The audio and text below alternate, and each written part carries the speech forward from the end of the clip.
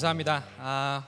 복음 진단서 계속 진행하는데요. 오늘 말씀은 갈라디아서 4장 21절에서 31절 말씀입니다. 성경책 펴서 찾아주시면 감사하겠습니다. 갈라디아서 4장 21절에서 31절 말씀입니다. 갈라디아 4장 21절에서 31절 말씀 교독하도록 하겠습니다.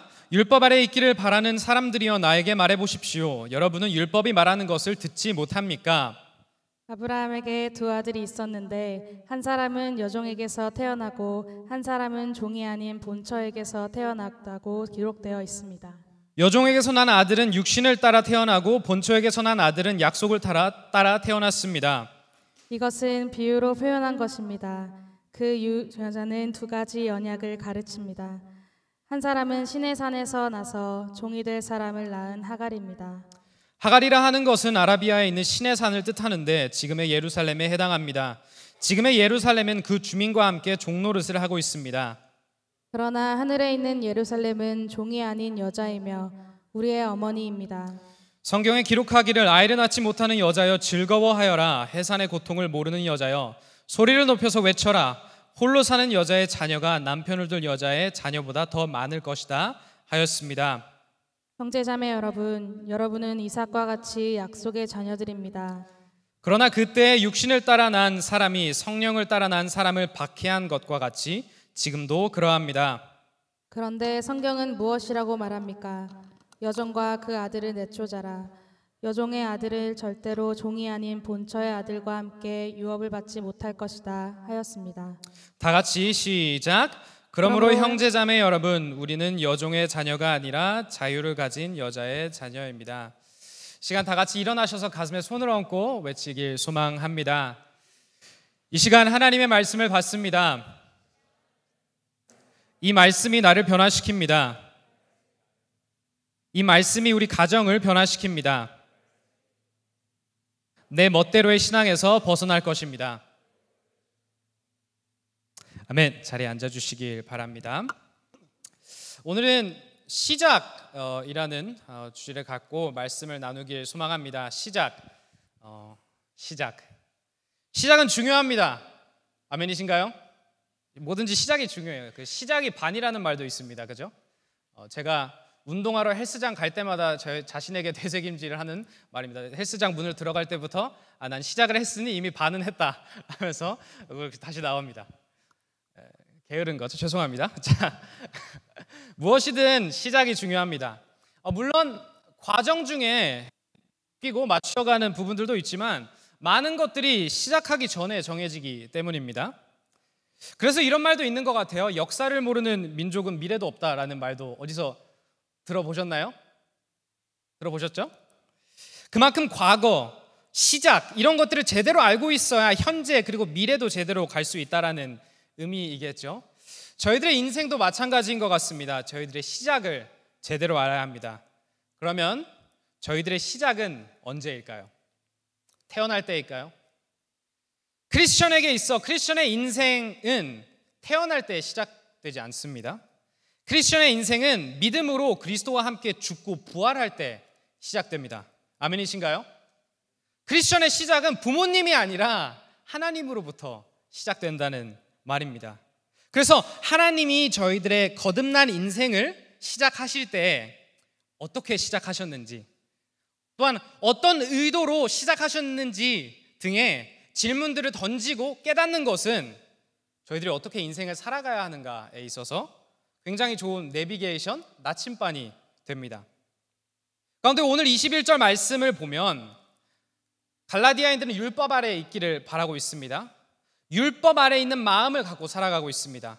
그리고 이것이 얼마나 어리석은 모습인지 사도 바울은 다시 한번 보여줍니다. 그러면서 말하기를 너희들은 인생이 시작될 때부터 율법 아래에 있게끔 만들어지지 않았다. 그렇게 시작되지 않았다라는 것을 오늘 본문을 통해 보여줍니다. 따라서 오늘 말씀을 통해서 우리의 시작을 바로 이해하고 율법이 아닌 은혜, 육신이 아닌 말씀 안에 거하는 우리 모두 되기를 소망합니다. 아멘. 우리 PPT 다음으로 넘겨서 21절 보여주시면 감사하겠습니다. 오늘 본문 21절 말씀 다 같이 읽겠습니다. 시작. 율법 아래에 있기를 바라는 사람들이여 나에게 말해 보십시오. 여러분은 율법이 말하는 것을 듣지 못합니까? 자, 갈라디아인들은 율법 아래에 있기를 바랍니다. 율법 아래에 있는 삶은 그럼 어떤 삶일까요? 내가 계속 이뤄내야 되는 삶입니다. 그렇죠? 그러면 이걸 들으면서 이렇게 생각할 수 있을 것 같아요. 왜 굳이 피곤하게 율법 아래에 있기를 원할까라는 거죠. 거저받는 은혜를 그리고 그 은혜 아래 거할 수 있는 삶을 왜 거부하고 굳이 율법 아래에 있기를 바랄까라고 우리는 생각을 할 수 있을 것 같아요. 근데 이 사람들 마음에 조금 더 깊게 들여다보면 그나마 좀 공감은 되는 것 같습니다. 율법 아래에 있는 삶은 어떤 삶이냐? 그냥 내가 모든 것을 책임지는 삶입니다. 그렇죠? 내가 하는 대로 결과가 나오는 삶입니다. 이런 삶에 반대되는 삶은 누군가에게 맡기고 누군가를 의지하고 누군가는 신뢰하는 삶이겠죠. 혹시 여기서 누군가에게 일을 시켜보신 분 계신가요? 누군가에게 일을 시켜봤다, 부탁했다. 뭐 사장님들 여기 솔 사장님 앞에 계신데 일을 시켜보신 적 있으신가요, 사장님? 네, 있다고 있으시겠죠. 뭐 당연히 있으시겠죠. 누군가에게 일을 시키는 게 쉬워 보여도 사실 쉽지가 않습니다. 때로는 일을 시켰는데 오히려 일이 더 늘어나는 그런 창조 경제적인 역사를 경험할 때도 있습니다. 그렇죠? 제가 작년에 우리 유스 학생들에게 옆 건물에서 마이크를 가져오라고 시킨 적이 있습니다. 어려운 일이 아니잖아요. 한참을 지나도 애들이 안 오는 거예요. 그래가지고 빨리 이걸 해야 되는데 안 와가지고 제가 직접 한번 가봤어요. 이미 거기서부터 이제 로스죠. 시간 이제 시킨 이유가 없어졌죠. 가서 애들 보고 있으니까 애들이 마이크를 들고 뭐 하고 있었을까요? 비트박스를 하고 있더라고요. 막 이러고 있어. 제가 너무 어이가 없어가지고 알아서 잘한다 칭찬해주고 마이크 들고 돌아왔던 기억이 있습니다. 일을 맡기는 것보다, 그러니까 누군가를 의지하는 것보다 그냥 내가 해버리고 말지 라는 마음이 더 편한 사람들이 있습니다. 혹은 그게 더 편한 상황들이 있습니다. 그죠? 물론 우리가 예수님에게 일을 맡기지는 않겠지만 비슷한 맥락으로 우리들의 구원을 그리고 우리들의 인생을 오로지 하나님에게 맡기고 말씀을 신뢰하며 말씀대로 살아가는 것보다 때로는 그냥 내 생각대로 내 경험대로 밀고 나가고 싶은 마음이 우리 모두에게는 찾아올 수 있다는 것입니다. 운전대를 내어드리기가 불편한, 불안한 마음인 것이죠. 하나님보다 나를 더 신뢰하고 싶은 마음, 은혜보다 내 행위를 더 의지하고 싶은 마음, 하나님의 인도하심보다 그냥 내 경험을 더 신뢰하고 싶은 마음이 사실 우리 모두에게 찾아온다는 것입니다. 어떻게 공감되시나요? 저 자주 그럽니다. 저는 사실 제가 MBTI가 ENTJ인데요. 한평생 ENFJ로 믿고 살았다가 요즘에 회개하고 나 ENTJ구나 하고 살아가고 있어요. 저는 문제가 터지면 막 머리가 띠리리 해가지고 해결책 1, 2, 3 해가지고 1번의 장단점은 이거, 2번의 장단점 이러면서 이렇게 막 해요. 그래서 혼자 막 조급하게 분주하게 막 이거 해야지 이거 하지 마 이래요. 그러다가 한참이 지나서야 정신을 차리고 그제서야 기도하러 들어갑니다. 골방으로 들어가서 아이고 주님 이러면서 막 기도하러 그제서야 하나님을 맡기러 간다는 것이죠. 누군가를 의지하고 신뢰하는 것이 특히나 내 눈앞에 문제가 있으면 꽤나 어렵다는 것입니다. 불안한 마음이죠. 예수님을 믿는 믿음이면 충분해 라는 가르침을 받았지만 이게 복음이지만 할례도 받고 그러니까 내 힘으로 좀 율법도 지키고 좀 그래도 이런 겉모습이라도 좀 있어야 그나마 좀 내 마음이 편한 것입니다. 세이프티 넷을 두는 것이죠. 그러면서 오늘 사도 바울은 이런 마음을 품은 사람들에게 이야기합니다. 율법이 말하는 것을 알지 못하냐라는 거예요. 다르게 말하자면 너네들이 그렇게 신뢰하는 율법조차도 말하기를 우리는 만들어지기를 우리의 삶이 시작되어지기를 율법 아래 거할 수 있는 사람들이 아니라는 것입니다. 다른 말로 하자면 우리는 우리 힘으로만 살아갈 수 있는 사람들이 아니라는 것입니다. 우리 힘으로만 구원을 받고 하나님을 신뢰하지 않고서는 살아갈 수 없는 존재들이다. 그것을 율법이 가르치고 있는데 왜 이해하지 못하냐라고 가르치는 것입니다. 여러분들은 어떠신가요? 여러분들의 마음은 지금 어떠신가요? 얼마나 하나님을 신뢰하고 계십니까? 내 삶의 인생에 있는 주제들 가운데, 문제들 가운데 얼마나 예수님을 의지하고 그 가운데 자유하고 평안한 마음으로 살아가고 계신가요? 오늘 예배를 통해 다시금 하나님을 전적으로 의지하고 신뢰하는 우리 모두 되기를 소망합니다. 아멘. 옆 사람 보고 외칠까요? 신뢰합시다. 의지합시다. 아멘. 자, 그럼 22절, 23절 다 같이 읽겠습니다. 시작. 아브라함에게 두 아들이 있었는데 한 사람은 여종에게서 태어나고 한 사람은 종이 아닌 본처에게서 태어났다고 기록되어 있습니다. 여종에게서 난 아들은 육신을 따라 태어나고 본처에게서 난 아들은 약속을 따라 태어났습니다. 네, 자칫하면 좀 복잡해질 수도 있는데 조금만 풀면 쉽게 이해하실 수 있어요. 성경 잘 봐주세요. 자, 여기서 지금 두 부류의 사람을 나눕니다. 아주 쉽게 설명하면 그냥 크리스천이랑 논 크리스천이에요. 아브라함에게서 두 아들이 있다고 합니다. 여종 하갈에서 나온 아들이 있는데 그 아들의 이름 혹시 아시는 분? 이스마엘이죠. 감사합니다. 본처 사라에게서 나온 아들인데 그 아들의 이름은 이삭이죠. 감사합니다. 중요한 것은 이스마엘은 어떻게 나왔다고 이야기하죠? 육신 따라 태어났다고 하고, 이삭은 무엇을 따라 태어났죠? 약속이에요, 약속. 아유, 감사합니다. 이렇게 티키타카가 잘 되면 제 기분이 좋아요. 자, 감사합니다. 그죠? 약속을 따라 태어났다고 하는데 쉽게 말하면 말씀이에요, 말씀. 그렇죠? 말씀을 따라 태어난 이 두 부류는 상반되는 반대되는 부류로 나옵니다. 즉, 말씀을 따라 살지 못하는 인생의 육신대로 사는 인생이라는 거죠. 자, 그럼 육신을 따라 태어난 이스마엘, 이 아들의 시작은 어떠했을까요? 창세기 16장을 보면 창세기 16장 다음 절 1절과 2절 이렇게 얘기한 다 같이 읽을게요. 시작. 아브라함의 아내 사레는 아이를 낳지 못하였다. 그에게는 하갈이라고 하는 이집트 사람 여종이 있었다. 사레가 아브라함에게 말하였다. 주님께서 나에게 아이를 가지지 못하게 하시니 당신은 나의 여종과 동침하십시오. 하갈의 몸을 빌려서 집안의 대를 이어갈 수 있기를 바랍니다. 아브라함은 사레의 말을 따랐다. 자, 말씀이 아니라 육신을 따라 태어난 이스마엘의 시작입니다. 이때는 이미 하나님이 아브라함에게 아들을 약속했던 때입니다. 말씀이 이미 주어진 때예요. 그럼에도 사레는 그 말씀을 신뢰하지 못합니다. 그래서 이렇게 이야기해요. 주님께서 나에게 아이를 가지지 못하게 하시니. 그러면 이게 틀린 말인가요?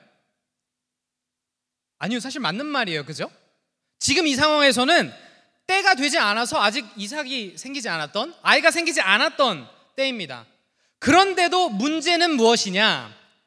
사례는 지금 인생을 말씀이 아닌 육신으로만 본다는 것입니다. 육신을 따라 사는 사람의 인생은 그저 내 시야에만 갇혀 있습니다. 반대로 말씀을 따라 사는 사람의 인생은 말씀을 향한 믿음으로 자유합니다. 육신을 따라 눈앞에 현실만 바라보면 사실 사례가 잘못한 게 없습니다. 실제로 당시 여종의 몸을 빌려서 아이를 갖는 것은 꽤나 흔했다고 해요. 당시 기준 윤리적으로나 도덕적으로나 이게 잘못된 일이 아니라는 것입니다. 하지만 본질적으로 가장 큰 문제가 무엇이냐? 분명히 아이를 주시겠다는 하나님의 말씀이 있었다는 것입니다. 그런데 말씀이 아닌 현실만 바라봤다는 것입니다.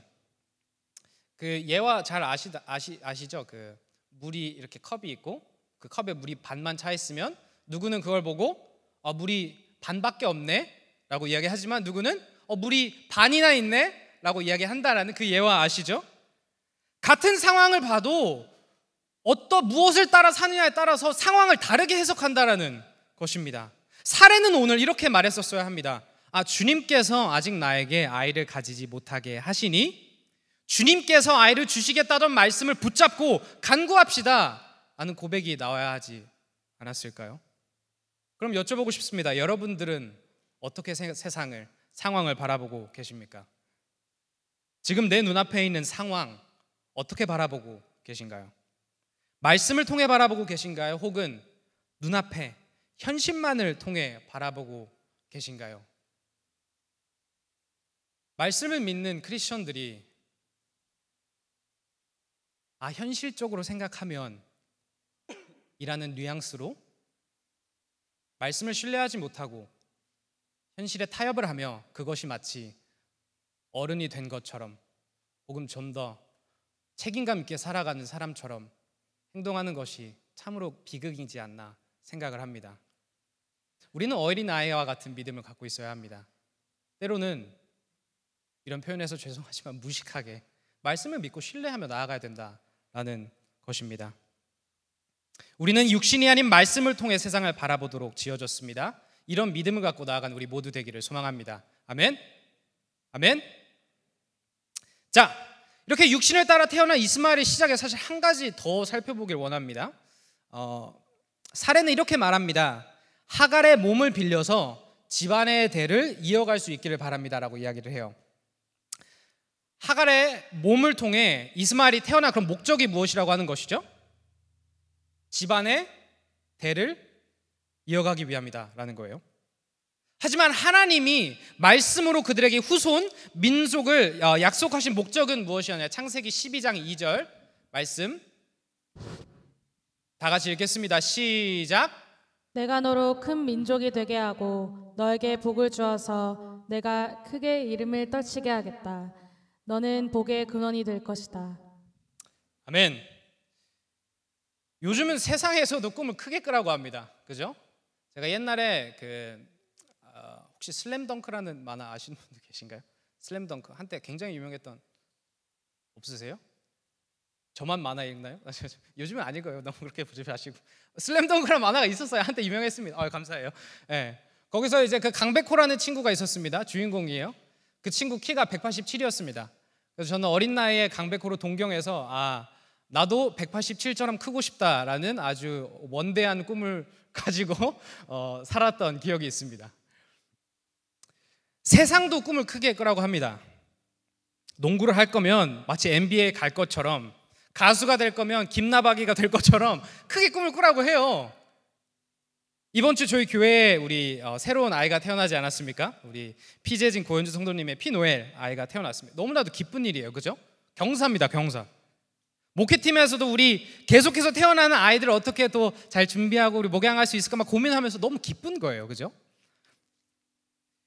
그 어떠한 부모도 이제 막 태어난 아이한테 그 아이를 앉혀놓고, 자, 우리 너는 적당하게 연봉도 적당하게 벌고 평균으로만 벌고 적당하게 일하면서 그냥 적당하게 뭐 공무원 이렇게 해가지고 적당하게 살아가라, 이런 식으로 말하는 부모는 없습니다. 그렇죠? 그러니까 물론 너는 존재만으로도 귀하다라는 차원에서 그냥 건강하기만 해라 라는 말을 하긴 하죠. 그런데 모든 부모의 마음은, 이 아이가 태어날 때 우리가 가지는 마음은 이 아이가 선한 꿈을 꿨으면 좋겠고 선한 꿈을 이뤄나가는 삶을 살았으면 좋겠고 그렇게 각자의 있는 삶에서 선한 영향을 끼치면서 살아가기를 바라는 것이 사실 우리 모두의 마음이지 않나 라는 것입니다. 육신을 따라 태어난 이스마엘을 향한 꿈은 그저 집안의 대를 이어가는 것입니다. 하지만 말씀을 따라 태어난 이삭을 향한 꿈은 복의 근원이 되는 것이었습니다. 육신을 따라가는 인생은 육신에 갇힌 꿈을 꿉니다. 하지만 말씀을 따라가는 인생은 말씀에 펼친 꿈을 꾼다는 것입니다. 하나님이 우리들의 인생을 시작하시며 여러분들의 인생을 시작하시며 주신 꿈은 육신을 따른 이 세상의 꿈이 아니라 말씀을 따른 하나님의 나라입니다. 아멘? 이것이 우리들을 향한 하나님의 꿈입니다. 그렇다면 여쭤보고 싶습니다. 여러분들은 요즘 어떠한 꿈을 꾸고 계신가요? 그 꿈을 꾸신 이유는 무엇입니까? 그 목표, 그 목적을 세운 나의 마음과 동기는 무엇입니까? 시간 마태복음 6장 33절 말씀 다 같이 읽기를 소망합니다. 시작. 너희는 먼저 하나님의 나라와 하나님의 의를 구하여라. 그리하면 이 모든 것을 너희에게 더하여 주실 것이다. 아멘. 너희는 먼저 하나님의 나라와 하나님의 의를 구하여라. 사실 너무나도 잘 아는 말씀이죠. 그렇죠? 이 말씀을 전에 한번 접해보셨다는 분 손 들어주실래요? 말씀 처음이 아니다 하시는 분, 그죠? 저도 한때 이 말씀이 저의 식기도 말씀이었습니다. 그 당시에 키 크고 살 빠지게 해주세요, 그리고 하나님 나라 먼저 구하게 해주세요 라는 식기도를 매일같이 했어요. 아침에 눈앞에 삼겹살 먹으면서 살 빠지고 키 크게 해주세요 그래서 187 강백호 꿈이 있었으니까, 그렇죠? 저희가 매주 폐허곡으로도 부르지 않습니까? 하나님 나라 임하소서를 부르잖아요. 근데 여러분들은 이 하나님 나라를 먼저 구하라는 이 말씀에 어떠한 맥락에서 나왔는지 혹시 아시나요? 이 구절이 있기 전에 예수님이 어떠한 말씀을 하셨는지 혹시 아시나요? 마태복음 6장 31절과 32절 다 같이 읽겠습니다. 시작. 그러므로 무엇을 먹을까, 무엇을 마실까, 무엇을 입을까 하고 걱정하지 말아라. 이 모든 것은 모두 이방 사람들이 구하는 것이요 너희의 하늘 아버지께서는 이 모든 것이 너희에게 필요하다는 것을 아신다. 무엇을 먹을까 마실까 입을까 같은 육신의 것들을 걱정하지 말라고 하십니다. 왜? 이런 것들은 이방 사람들, 여기서 이방 사람 하나님 모르는 사람들이에요. 하나님을 모르는 사람들이나 그런 것들을 구한다라고 합니다. 사례처럼 육신을 따라 집안의 대를 이어야 하는데와 같은 이런 세상의 염려를 하지 말고 말씀을 따라 먼저 하나님의 나라를 꿈꾸며 살라는 것입니다. 그렇게 할 때 이 모든 것이 우리가 필요하다는 것을 아시는 하나님이 더하여 주실 것이다 라는 약속입니다. 그래서 다시 한번 여쭤보고 싶습니다. 여러분들은 어떤 꿈을 꾸고 계신가요? 무엇을 먼저 구하고 계십니까? 육신을 따른 꿈인가요? 말씀을 따른 꿈인가요? 이 시간 말씀을 따른 꿈을 꾸는 우리 모두 되기를 소망합니다. 아멘. 옆 사람 보고 이렇게 이야기할게요. 하나님 나라를 구합시다. 하나님 나라를 구합시다. 본문으로 돌아와서 24절, 25절 다 같이 읽을게요. 시작. 이것은 비유로 표현한 것입니다. 그 두 여자는 두 가지 언약을 가리킵니다. 한 사람은 시내산에서 나서 종이 될 사람을 낳은 하갈입니다. 하갈이라 하는 것은 아라비아에 있는 시내산을 뜻하는데 지금의 예루살렘에 해당합니다. 지금의 예루살렘은 그 주민과 함께 종노릇을 하고 있습니다. 자, 여기서 본문이 사실 조금 더 어려워지는 것 같아요. 그죠? 막 얼핏 들은 막 이상한 얘기를 막 하고 있어요. 하지만 잘 따라오시면 금방 이해하실 것 같아요. 자, 아브라함의 두 아들, 특히 두 여인의 이야기는 비유로 표현한 것이라고 합니다. 그렇죠? 그럼 비유가 무엇이죠? 한 가지가 또 다른 거 상징하는 것이겠죠? 두 여자가 두 언약이라고 합니다. 그럼 어떤 언약들을 말하는 것일까? 우선 한 사람 하갈은 아라비아에 있는 시내산을 뜻한다고 합니다. 그럼 시내산 하면 여러분들은 무엇이 떠오르시나요? 시내산 십계명이잖아요. 그죠? 십계명.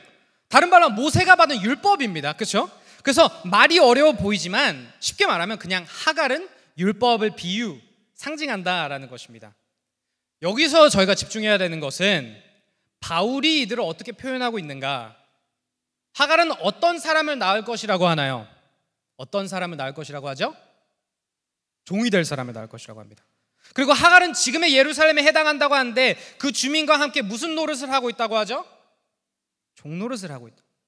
율법에 따라 사는 인생은 종살이 같다는 것입니다. 더 쉽게 이야기하면 예수님을 모르는 사람의 인생은 마치 종살이를 하는 것과 같다라는 것이죠. 얼마나 많이 성취해야 만족할까요?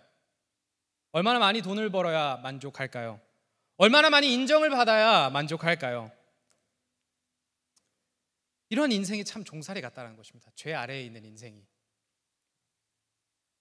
하나님의 거룩하심, 그 거룩하심에 맞는 삶을 사는 것은 고사하고 우리 안에 있는 죄성으로부터, 유혹으로부터도 이기지 못한다는 것입니다. 마치 종살이 하는 것처럼. 여러분들 아시는 분은 잘 아시는데 제가 초딩 입맛입니다. 그죠? 제가 요즘에 너무 이것 때문에 구박을 받아가지고 좀 요즘에 그 초딩 입맛 친구들을 더 찾아야 해요. 제 동지들을 찾아야 합니다. 혹시 맵찔이 손 들어주실래요? 맵찔이. 영웅 형제 빨리 손 드세요. 제가 아는데 지금 자존심 때문에 이런 게 지금 종살이 자존심을 내려놔야 합니다. 지금 인정할 건 인정해야죠, 그죠? 맵찔이 저에서는 단 거 좋아하시는 분들 단거 좋아하시면 아유 감사해요. 단 거 참. 제가 요즘 건강을 생각해서 단 것을 줄이려고 하고 있습니다. 근데 종살이 같아요. 단 것을 줄이질 못하고 있습니다. 단 것에 종살이를 하고 있어요. 제가 얼마 전에도 장을 보러 갔다가 장 보려고 했던 것들이 없었어요. 그러면 그냥 돌아오면 되잖아요. 근데 이렇게 나가는 길에 여기 왼쪽에 아이스크림 딱 보여가지고 장 보러 가는 거는 한 3분 보고 없네 하고 나가다가 아이스크림을 딱 보고 거기서 10분 동안 서 있었어요. 10분 동안 주여 이게 아닌데 하면서 아니다. 이왕 온 거 사고 가자. 뭐 그럴 수도 있지 하면서 자기 나라 다 합리화를 하고 아이스크림을 사서 집에 갔습니다. 심지어 굉장히 열심히 샀습니다. 아이스크림도 막 달콤한 거, 새콤한 거 막 조합 생각하면서 사봤다. 종살이에요, 종살이. 그죠? 종노릇 하고 있습니다. 저는 단 것에 종노릇. 학생 때도 마찬가지죠. 사실 점수 한번 높게 받으면 좋을 것 같죠? 다음 시험이 있어요. 한번 잘 받으면 더 부담돼가지고 다음 시험 때 더 떨려요. 그죠? 더 힘들습니다. 이게 예수 그리스도 안에 거하지 않는 삶, 우리가 지금 죄 안에 묶여 있는 이 삶은 종살이하는 것과 같다는 것입니다. 율법 아래에 있는 삶이 이런 종살이하는 삶인데, 아까 21절에 봤듯이 갈라디아인들은 그것을 깨닫지도 못하고 차라리 율법 아래에 있기를 원한다는 것입니다. 이게 얼마나 안타까운 현실인가요? 하지만 저희들의 인생은 달라야 한다라는 것을 알려줍니다. 26절에서 28절인데요. 다 같이 읽겠습니다. 시작. 그러나 하늘에 있는 예루살렘은 종이 아닌 여자이며 우리의 어머니입니다. 성경에 기록하기를 아이를 낳지 못하는 여자여 즐거워하여라. 해산의 고통을 모르는 여자여 소리를 높여서 외쳐라. 홀로 사는 여자여 자녀가 남편을 둔 여자의 자녀보다 더 많을 것이다 하였습니다. 형제자매 여러분, 여러분은 이삭과 같이 약속의 자녀들입니다. 자, 감사합니다. 우리 어머니는 어떤 분이시죠? 종이 아닌 여자라고 합니다. 가운데 27절에 보면 성경에 기록하기를 하면서 이사야서 말씀을 하는데, 아이를 낳지 못하는 여자여 해산의 고통을 모르는 여자여라고 합니다. 사라를 뜻합니다. 물론 나중에는 알았지만 처음에는 알지 못했죠. 그러면서 뭐라고 하나요? 즐거워하라고 합니다. 왜냐? 말씀대로 하나님이 약속하신 것까지 큰 민족을 주겠다라는 말씀처럼 자녀들이 더 많아질 것이기 때문이죠. 쉽게 말하면 말씀이 이루어지기 때문에 즐거워하라라고 합니다. 중요한 것은 28절만 다 같이 읽어볼게요. 시작. 형제자매 여러분, 여러분은 이삭과 같이 약속의 자녀들입니다. 이삭과 같이 약속의 자녀들입니다 라고 합니다. 육신을 따른 이스마엘은 종이 되었지만 말씀을 따른 이삭은 자녀가 되었습니다. 종은 힘들 때 주인에게 울부짖을 수 없습니다. 하지만 자녀는 힘들 때 아버지에게 울부짖을 수 있습니다.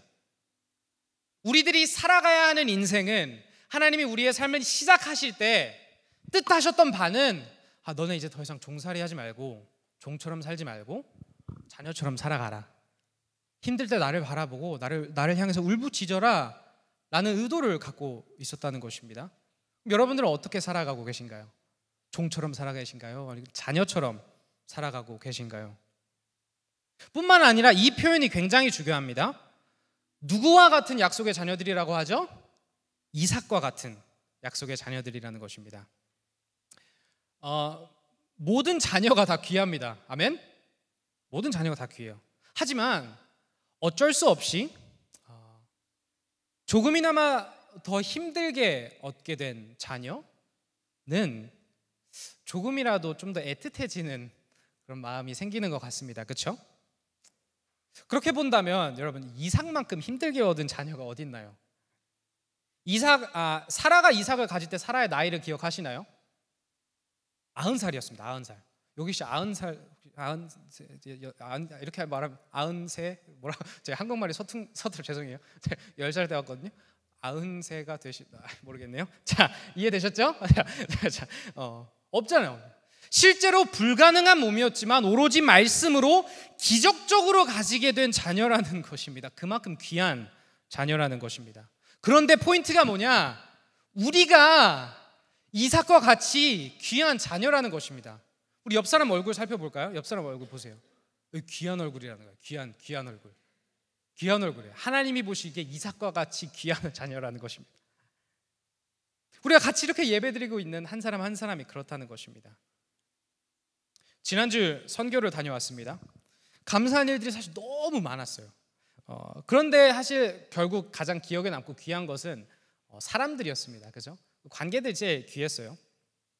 난민학교 학생들이 너무 귀했습니다. 한 100명가량 정도 있었던 것 같아요. 좀 안 되게 찬양을 부르는데 너무 크게 잘 따라 불러주는 거예요. 얼마나 이뻐요. 그렇죠? 그 앞에서 너무너무 귀했습니다. 말을 잘 듣는 애는 또 그대로 귀하고, 말을 잘 안 듣는 애는 살짝 열받긴 하지만 그래도 좀 귀하고, 열은 받아요. 그건 어쩔 수 없는 거죠. 그런데도 귀하고. 선교 팀원들이 사실 너무 귀했습니다. 저희 팀 막내가 에덴이었어요.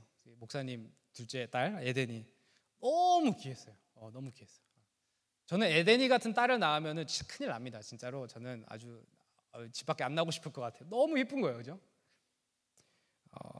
간사님 막내 혹시 시오 아시죠? 시오. 여러분 잘 모르시죠? 시오. 제가 장담하건대 이 교회에서 시오가 제일 웃긴 친구예요. 그 친구 항상 여기 앞에 저기 있네. 저 시오 손들어. 시오. 잠깐 손들. 저 친구가 제일 웃겨요. 진짜로 거의 개그맨입니다. 저 친구 진짜 장난 없어요, 여러분. 저 친구 조용하다고 그렇게 하시면 안 돼요. 난리 나요, 정말.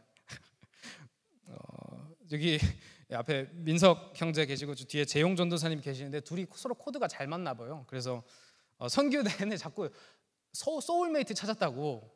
이상하잖아요, 그죠? 다 큰 성인 남자들이 자꾸 소울메이트래요. 그래가지고 살짝 이러지만 그래도 뭐 귀하다 하는 거죠, 그냥. 귀하다. 교회로 선교 끝나고 돌아와서 제 목사님이 안 계시니까 저 수요 신학 연구반 인도하는데 사실 선교 위에 피로가 쌓여가지고 반실신 상태로 갔어요. 그런데 너무 재밌는 거예요.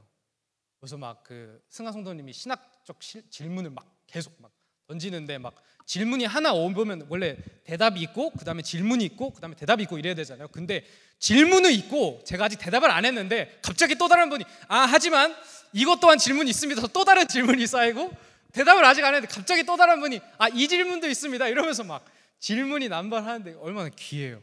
제가 그런 토론 좋아하거든. 재밌잖아요, 그죠? 그래서 너무 재밌어가지고 나 진짜 재밌다. 너무 귀하다. 이 공동체가.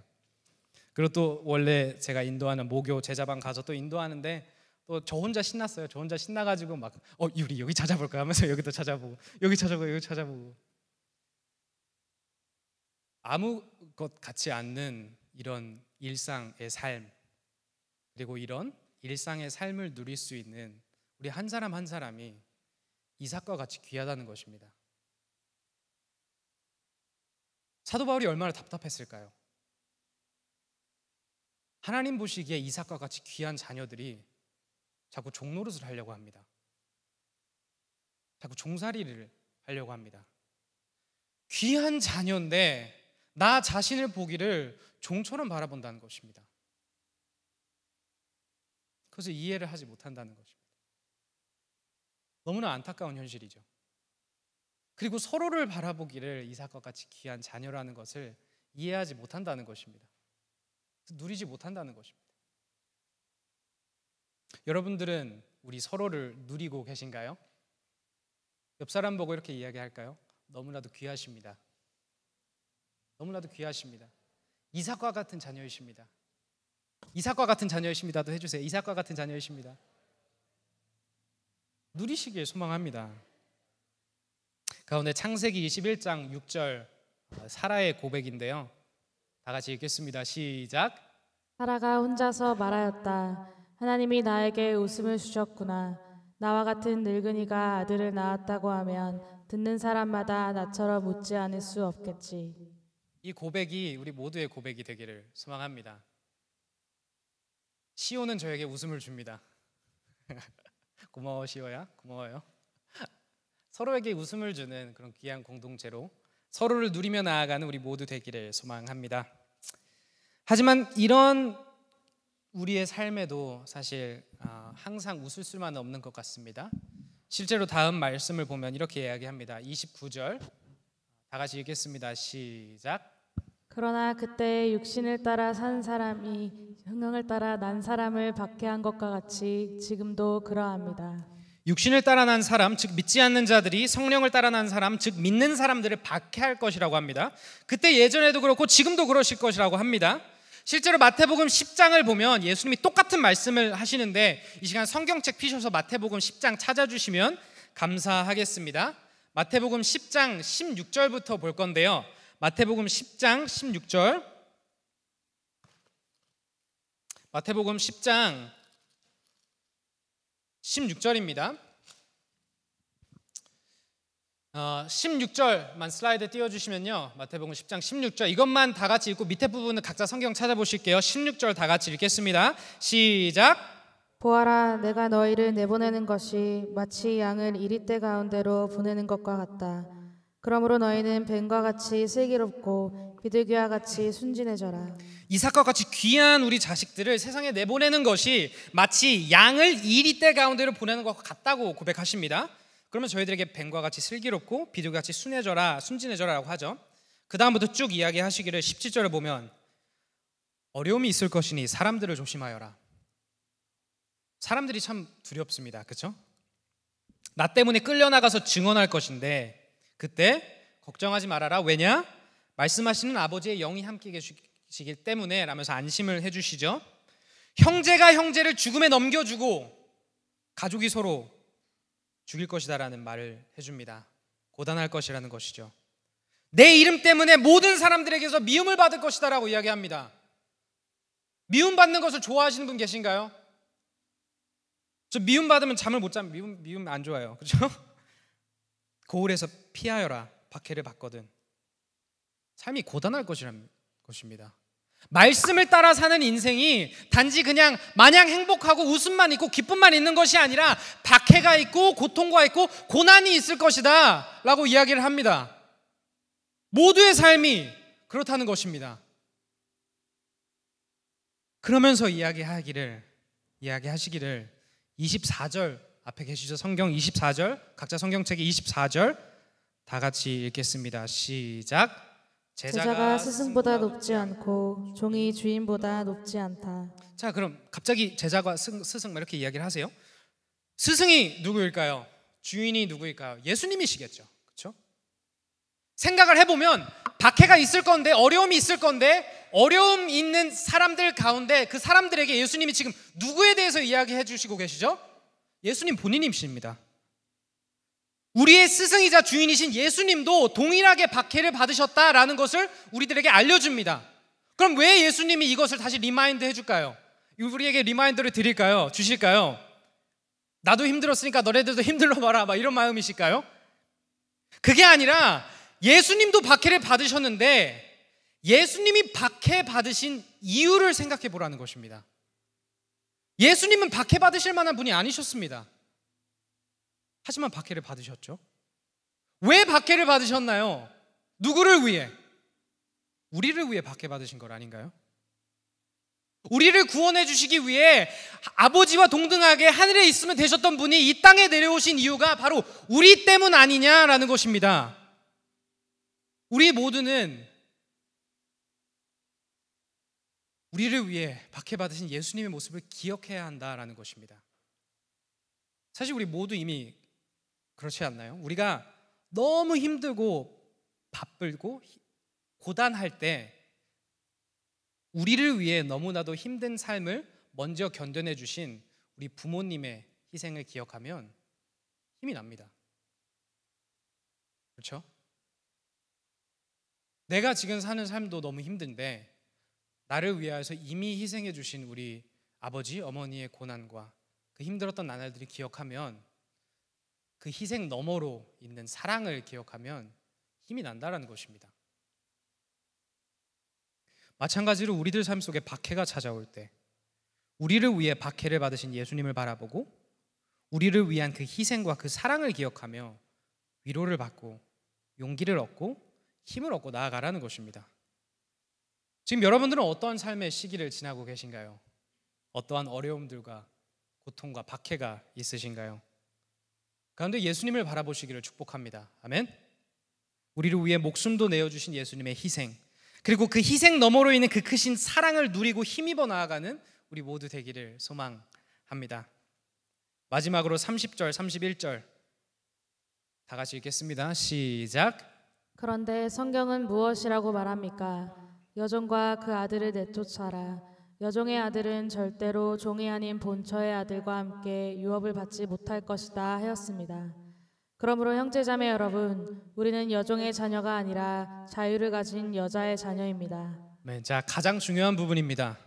육신을 따라 사는 사람과 말씀을 따라 사는 사람, 이스마엘과 이삭, 하갈과 사라, 이 두 부류의 사람들은 사실 모든 면에서 다릅니다. 시작도 다르고 과정도 다르고 꿈도 다르고 다 다릅니다. 그 중에서 가장 중요한 한 가지 또 다른데 바로 그들의 끝이 다릅니다. 시작이 중요한 만큼 끝도 중요합니다. 그렇죠? 아무리 시작이 좋아도 끝이 나쁘면 좋지 못합니다. 제가 저번에 지난주 금요예배 때도 레디컬 때도 이야기했는데 저는 새드엔딩 드라마 영화를 아주 증오합니다. 저는 아무리 뭐 작품성이 훌륭하네 뭐 그런 거 다 필요 없어요. 새드엔딩이면은 아주 화가 납니다. 지금 생각나는 드라마가 있는데 이거 말하면 스포일러일 것 같아가지고 말을 할까요? 궁금하세요? 저 25, 21 너무 싫어해요. 혹시 아시는 분들, 아니, 사랑 이야기거든요. 잘 될 것 같다가 안 돼요. 너무 화가 나는 거예요. 방학 때 그거 봤는데 너무 화가 났어요, 정말. 네? 사랑 영화면 저는 사랑 영화면 억지스러워도 상관없으니까 주인공들이 사랑에 빠지고 행복하게 결혼해서 자식도 낳고 행복하게 살아야 돼요. 그래야지 마음이 편해요. 이해되시나요? 액션 영화면은 무조건 주인공이 이겨야 돼요. 그러니까 저건 말이 안 되네. 상관없어요. 주인공이 이기면 됩니다. 그죠? 그래서 어벤져스 인피니티 워 봤을 때 이거 이렇게 하고 반 죽잖아요. 그때 그 가졌던 제 감정, 너무 쓰라린 그 감정을 아직도 기억합니다. 그죠? 아니, 끝이 좋아야 될 거 아니에요. 끝이. 그죠? 성경은 무엇이라고 말한다고 하나요? 여종과 그 아들을 내쫓아라. 그들은 절대로 유업을 받지 못할 것이다. 하지만 약속의 자녀들은 반드시 유업을 받게 될 것이다.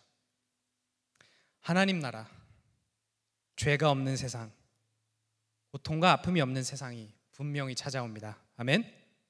우리는 받게 될 이 유업을 바라보며 사는 사람들이라는 것입니다.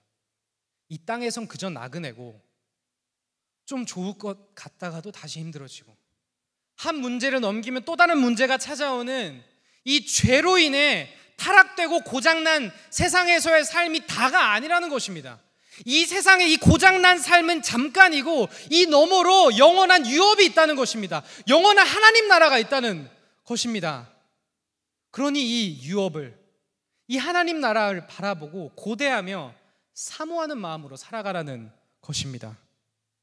문제는 이 유업을 바라보는 마음이 흐려지고 정말 그 유업이 그만큼 귀한가? 라는 의구심을 품게 된다는 것입니다. 여러분, 이스라엘 사람들은 이집트에 살았었습니다. 종살이를 했습니다. 너무나도 고단한 삶이었습니다. 하나님이 그들을 구원하셨습니다. 그리고 나서 젖과 꿀이 흐르는 가나안 땅을 약속해 주셨습니다. 하지만 그 땅으로 가기 이전에 광야, 사막에서 살았는데, 그때 그 사막에서 광야에서의 삶이 조금 고단해지자 이스라엘 사람들이 뭐라고 말했는지 기억나시나요? 차라리 그냥 돌아가고 싶다. 우리 왜 끌고 나왔어요? 그냥 이집트로 돌아가고 싶습니다. 그냥 차라리 종살이로 하던 삶이 그냥 익숙한 게 그나마 좀 편한 것 같습니다. 젖과 꿀이 흐르는 가나안 땅의 삶이 얼마나 귀한지를 이해하지를 못하는 것입니다. 그러니 바라보지도 못하고 소망을 품을 수도 없게 되는 것입니다. 여러분들은 얼마나 이 유업에 대해 묵상하시나요? 얼마나 이 세상이, 이 땅이, 이 삶이 끝나고 있을 하나님 나라를 얼마나 묵상하며 살아가시냐는 말입니다. 말입니다. 맞나요? 다들 이해하셨잖아요, 그죠? 고대하라는 것입니다. 바라보라는 것입니다. 돼지 앞에 진주를 놓으면 안 된다는 말처럼 이 유업이 얼마나 귀한지를 제발 깨닫고 바라보라는 것입니다. 시간 우리 모두 이 유업을 바라보길 축복합니다. 아멘. 이 유업이 우리 마음속에 정말 귀하게 느껴지는 역사가 일어나는 오늘 예배되기를 간절히 소망합니다. 말씀을 마치며 오늘 시작에 대해서 이야기했습니다. 저희들은 육신이 아닌 말씀으로 시작된 인생을 살아갑니다. 아멘. 육신에 갇힌 꿈이 아닌 말씀으로 펼쳐진 꿈을 꾸며 살아가도록 시작되었습니다. 아멘. 아멘. 말씀으로 시작된 우리들의 인생은 이삭과 같이 귀한 자녀로서의 인생입니다. 아멘. 그리고 비록 박해가 있고 어려움이 있지만 저희들의 인생은 시작할 때부터 정해진 결말이 있습니다. 해피엔딩입니다. 이 땅에서 너무나도 힘들 때 우리는 그 유업, 해피엔딩을 바라보며 견딥니다. 그리고 이 모든 것은 시작 전부터 정해진, 시작할 때부터 의도된 하나님의 은혜가, 그리고 하나님의 사랑이 있기 때문에 가능했습니다. 이 사랑을 누리는 우리 모두 되기를 소망합니다. 아멘. 시간 다시 한번 찬양하며 나아가길 소망하는데요, Born Again, 거듭남에 대해서 고백하는 찬양입니다. 우리들의 시작에 대해서 되돌아보며 다시금 마음을 다잡는 그 시간이 되기를 소망합니다. 우리는 믿음 안에 다시 태어났습니다.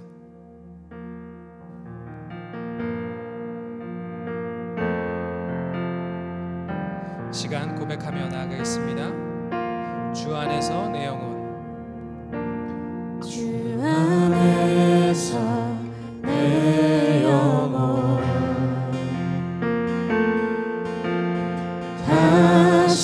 태어나 이전 것은 지나고 새롭게 됐네. 죄로 물든 내 모습 예수와 함께 죽고 부활 생명 내 안에 새로운 삶이 열렸네. 너희가 나를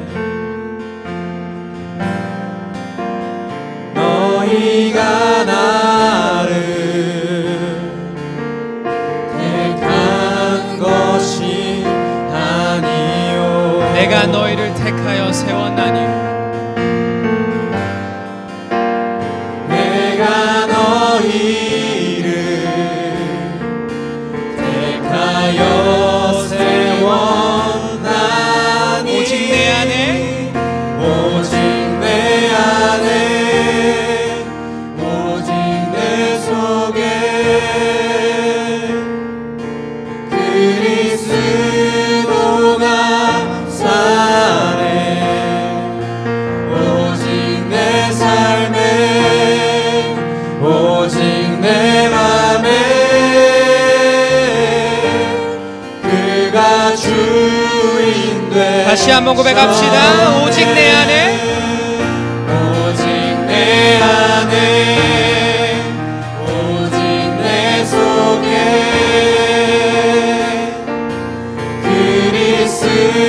그리스도가 사네.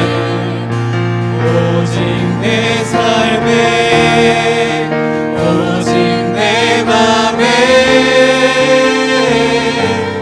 그가 주인 되셨네. 이 시간 기도하기를 소망하는데 한 가지 기도하며 나아갈 때 주님, 나의 삶은 그리스도 안에서 새롭게 시작되었습니다. 그리고 이 새로운 시작 안에 약속된 모든 하나님의 말씀을 믿고 의지하며 나아갑니다. 저의 마음을 새롭게 하여 주시옵소서.